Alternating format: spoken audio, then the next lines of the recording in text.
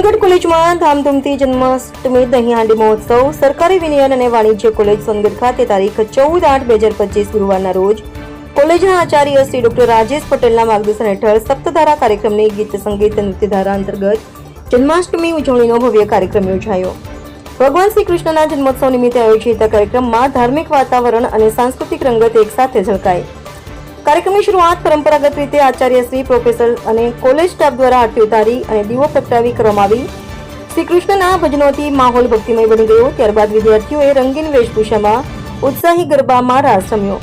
મુખ્ય આકર્ષણ તરીકે મટકી ફોડ કાર્યક્રમ યોજાયો, જેમાં યુવાનોની ટોળકીએ ઉત્સાહભેર પિરામિડ બનાવી મટકી ફોડી અને માખણ મીઠાઈનું વિતરણ કર્યું.